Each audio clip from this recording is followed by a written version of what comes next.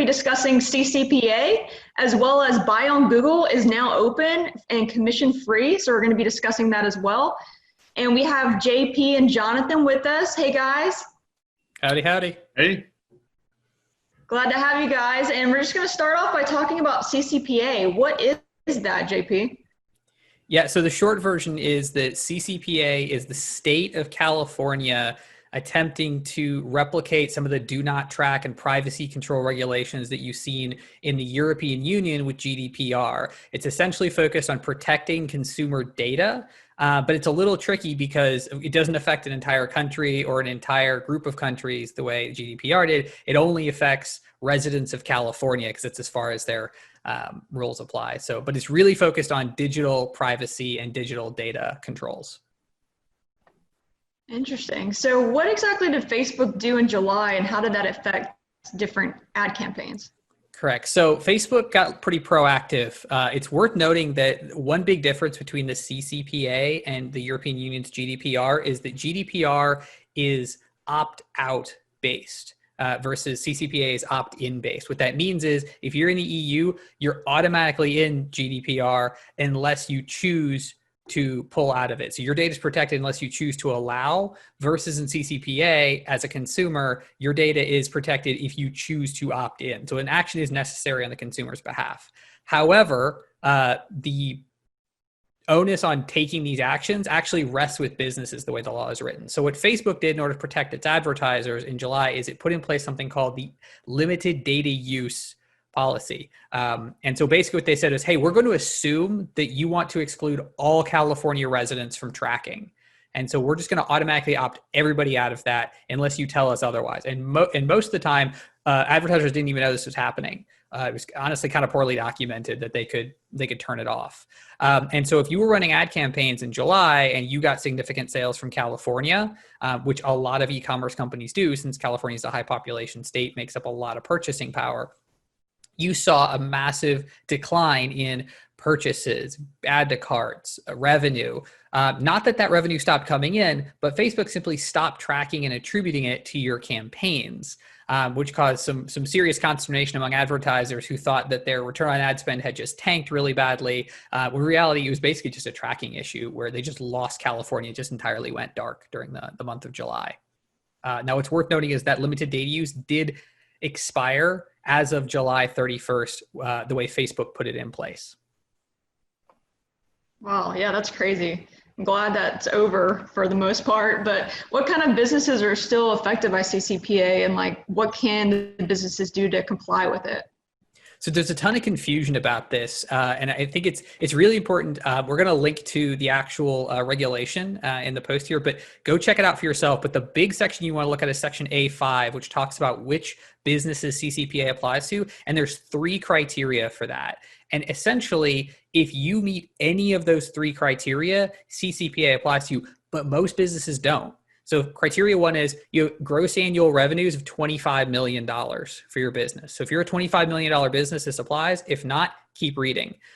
Number 2 is you are dealing in the personal information of 50,000 or more California residents or households or devices. Now it's a little trickier because they don't say like over what time period. So we've kind of made the assumption that that's like per year, but still to have 50,000 if you're an e-commerce store purchases, or if you're a lead gen business leads from just California, that's a pretty high bar. Again, I think most folks are going to find they don't qualify under that. And then the third box is if you get 50% or more of your annual revenue from selling the data, the personal information of California residents. I feel like this was specifically written with like Mark Zuckerberg's face just plastered all over it. Because again, like how many companies are getting 50% of their revenue from selling the personal data of California residents? So if you don't check one of those 3 boxes, you're off the hook. Just ignore everything else about CCPA. You don't apply, opt out in every case you can. It doesn't fit you. Now, if you do, you do need to take certain actions. You need to make sure that California residents have the option to opt out. Remember, opt-in versus opt-out. They have the option to have their tracking turned off. You don't have to turn it off for them. You can, but they have the option to in some way. There's a bunch of ways to do it. There's plugins. There's all kinds of things set up with that. You can even extend Facebook's limited data use. They give you the option to turn that on and extend it through October while you're setting up your regulations. But yeah, you definitely need to take action if you fit one of those three criteria. But again, 80-20 rule, I think you're going to find 80% of businesses don't even fall into any of those, and they just get to ignore it and move on. Well, that's really good to know, JP. Thank you. And like, what is Google doing about this, Jonathan? Any news on that front? Yeah, so I was just reading a few articles about it. You can actually go in and enable or disable it in your Google Ads account. So it's really, they're doing similar to Facebook, but they're kind of leaving it up to the advertiser to decide and to go in and make that change themselves. So we can also share a link with some information. There's a couple different ways that you can update this feature. You can either do it in analytics with some code, or there's actually a feature in Google Ads where you can go and enable and disable it. So we'll share that with you. So what about buy on Google? What's going on with that? Like, why is it commission free now? Yep. So if you recall, a few months ago, Google started rolling out changes with shopping.